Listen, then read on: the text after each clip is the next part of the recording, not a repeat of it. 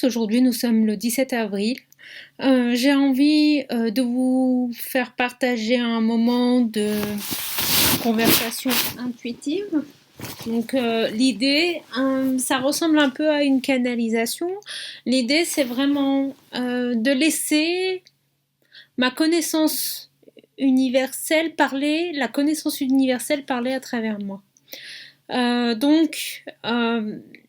Ce qui est intéressant, c'est de choisir un peu, d'impulser une idée et de laisser cette connaissance s'installer dans les paroles. Alors aujourd'hui, on est beaucoup confronté à la santé, au confinement. Il y a beaucoup d'histoires de complot aussi. Peut-être que ça peut être des pistes aujourd'hui qu'on peut aborder. Donc je sens déjà que je suis connectée. Je vais quand même prendre quelques inspirations et laisser le sujet venir de lui-même. J'ai donné une intention, je laisse maintenant les idées venir d'elles-mêmes.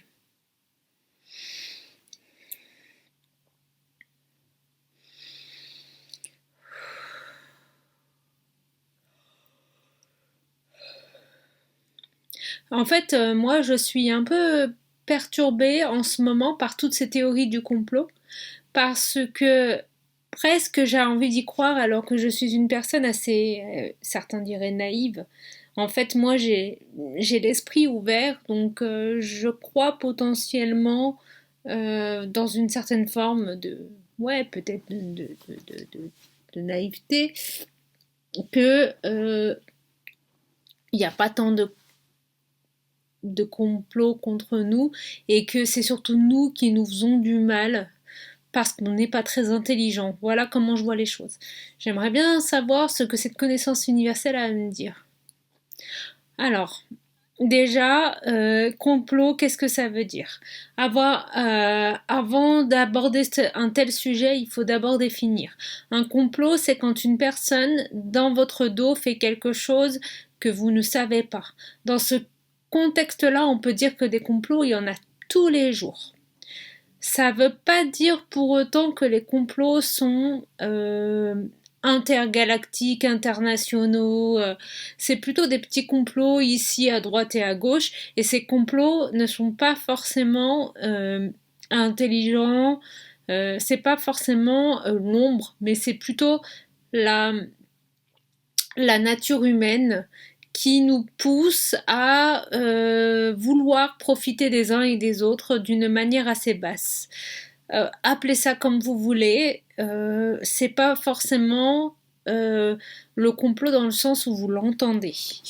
Ceci dit, il existe quand même des plans, des choses qui ont été décidées à l'avance pour nous et qui ne correspondent plus à notre nature. Ces plans, est-ce que ce sont des plans sataniques, comme certains diraient, de l'ombre? Alors, ce qu'on va me dire maintenant, c'est important pour tout le monde. Il n'y a pas de complot à proprement parler. Il n'y a pas de force de la nature particulièrement douteuse et diabolique qui voudrait nous faire du mal. L'univers ne fonctionne pas en bien et en mal. Il n'y a que l'humain qui fonctionne en bien et en mal. Nous voyons les choses sous un prisme très limité de bien et de mal. Alors que, en fait, à l'échelle universelle, ce sont des forces contraires qui jouent entre elles et qui apprennent à négocier afin de créer quelque chose. Donc ça n'a rien à voir avec ce que vous imaginez, le duel du bien contre le mal, de diable contre Dieu. Tout est Dieu d'une certaine manière et l'univers est une multiplicité d'expressions.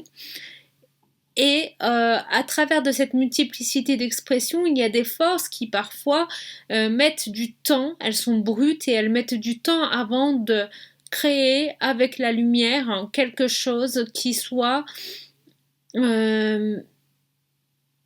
apte à la vie. Ça veut dire qu'en fait, tant que les forces contraires, que vous pouvez appeler ombre et lumière, ça n'a pas d'importance, sont pas équilibrés et ne trouvent pas un jeu ensemble, cela crée un déséquilibre profond dans l'univers. C'est pour ça qu'en fait, nous, sur Terre, on est venu en tant qu'être humain pour créer un équilibre entre des forces extrêmement opposées qui n'étaient pas en équilibre et qui menaçaient tout l'univers. C'est intéressant. J'apprends beaucoup de choses. Donc maintenant, en fait, il faut qu'on arrête de voir les choses comme ça. On va créer quelque chose entre le bien et le mal, ce que vous appelez vous, Pierre et mal. Dites-vous que ce sont des créations liées à la danse des forces opposées. Il n'y a pas de grand secret là-dedans, tous les grands magiciens le savent, tous les grands alchimistes le savent, il y a une composition à faire entre différents éléments de force contraire. Quand vous avez compris ça, vous avancez d'un pas dans votre vie parce qu'en fait, vous êtes fait de deux forces contraires, voire plus entre vous, parce que nous, on en connaît deux, mais en fait, c'est l'humain de la troisième dimension qui voit deux forces contraires. On va bientôt découvrir des nouvelles forces qui sont opposées et qui vont nous permettre de créer des nouvelles technologies. À ce jour, à l'intérieur de nous, nous avons des forces contraires qui jouent entre elles, et tant que nous n'avons pas trouvé l'équilibre entre ces forces contraires, on souffre. Beaucoup de maladies psychiques sont liées à ça, des maladies où on se dissocie, le côté positif, le côté négatif, on se crée des personnalités qui vont supporter la vie à tel et tel moment, parce qu'en fait, on n'a pas réussi à équilibrer des forces. Pourquoi on ne réussit pas à équilibrer des forces? Parce qu'en fait, on a vécu dans un monde dualiste, et que ce monde dualiste, souvent, a été utilisé de la mauvaise manière. C'est-à-dire qu'on nous a élevés sous un prisme. Et ce prisme-là, il est dominant. Par exemple, le prisme du bien-être, à tout prix, peut créer de l'obésité, de la dépendance affective, de la dépendance sexuelle, etc. Si on va sur le côté excessif du don à l'autre, eh ben, on peut totalement se sacrifier et arrêter d'aider les autres, arrêter de... Enfin, excusez-moi, j'ai un peu bafouillé. Arrêter de s'aider soi-même pour aider les autres. On peut se mettre de côté jusqu'à en mourir de maladies graves parce qu'en fait, on s'est laissé de côté. Donc en fait, il va falloir mettre une force contraire en équilibre ici pour ne pas se laisser dominer par notre force dominante. Donc c'est pour ça que par exemple, la force de vie qui vous pousse à câliner des enfants en permanence, donc qui va vous pousser par exemple à faire des enfants, une force créatrice très importante, elle va être aussi limitée par une force destructrice qui va vous pousser à vous protéger quand on veut un rapport sexuel, un mariage forcé ou un mariage tout court d'ailleurs, enfin des choses comme ça. C'est important de comprendre ça. Refuser, c'est peut-être pas forcément apporter de la lumière, mais refuser, ça permet de mettre une ombre nécessaire à l'équilibre des énergies. Donc ça, quand vous comprenez ça, vous allez mieux parce que vous acceptez mieux qui vous êtes. Ah, j'ai refusé de donner de l'argent à ce monsieur dans la rue, mais oui, mais là, tout de suite, je n'ai plus beaucoup d'argent et j'ai besoin encore de ces 5 euros pour manger. Donc exceptionnellement aujourd'hui, eh ben, je mets mon principe un peu de mort, hein, ma force contraire, contraire à la lumière ici, je mets un peu d'ombre et je dis non, je lui donne pas, et la prochaine fois j'équilibrerai, je lui donnerai peut-être quelque chose. Ça peut être aujourd'hui je suis pas capable de m'occuper de mes enfants, et comme j'en suis incapable, eh ben je les prête au papa. Parce que je sais qu'en les abandonnant, donc en mettant une force sombre à l'intérieur, je vais protéger mes enfants de mon mal-être psychologique et dans quelques années, quand j'irai mieux, je déborderai d'amour pour mes enfants. Donc c'est important d'avoir ce point de vue-là d'imaginer que c'est possible en tout cas. Et dites-vous que pour les forces contraires dans la nature, c'est pareil, hein. La vie, elle naît, elle meurt. Les arbres, par exemple. L'arbre vit et puis une fois de temps en temps, il est obligé de mourir en... Voilà, les incendies de forêt, par exemple, c'est quelque chose qui est très fréquent, hein. Je parle pas des incendies actuellement qui sont très violents, hein. Je parle des incendies qu'il y a dans les forêts tous les il y a des cycles, hein. Donc tous les, je sais pas, je ne suis pas une experte, je sais qu'il y a des cycles, et en fait, eh ben, au bout d'un moment, il faut qu'il y ait du feu pour réduire la population d'arbres, et ils le savent et ils acceptent. Et ensuite, cette cendre, elle va permettre une fertilisation. Donc la destruction et la construction, ça va ensemble. Et comprenez bien qu'on ne peut pour l'instant pas se séparer de l'ombre. Si on se sépare de l'ombre, on ne crée plus rien et on devient pur esprit. Donc tant qu'on sera dans la matière, il y aura de l'ombre. Mais l'ombre ne veut pas dire tout détruire et il faut pas le voir comme ça. Par rapport à ça, il y a beaucoup de gens qui vont peut-être me dire que ce que je dis n'a aucun sens, et pourtant je pense vraiment que ce que je suis en train de dire a du sens. En tout cas, ça a du sens pour moi. Je vous demande d'y réfléchir, qu'on ne peut pas être tout lumière, que la lumière pure c'est magnifique, c'est beau si vous voulez, mais la lumière pure c'est l'absence de matérialisation. Donc, quand vous créez, vous mettez de l'ombre dans la lumière ou vous mettez de la lumière dans la matière. À vous de voir comment. En tout cas, ça fait plusieurs fois que je reçois ce genre d'enseignement et là, j'ai eu plus de précision. Je vous demande à reconsidérer ce que vous appelez ombre et lumière. Je vous demande à reconsidérer ce que vous appelez complot. Je vous demande à reconsidérer ce que vous appelez ascension. Il y a beaucoup d'incompréhension dans l'ascension. L'ascension, c'est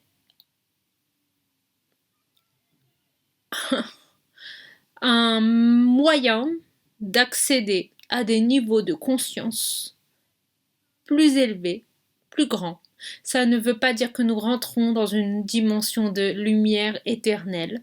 Ça ne veut pas dire que nous rentrons dans un jeu sans ombre, sans complot, sans rien du tout.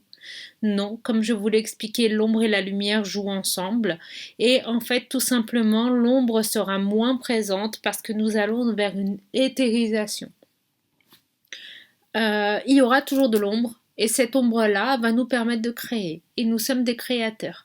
Et sachez bien, mes amis, que l'être humain est un créateur. Et que c'est à ça qu'on nous prépare.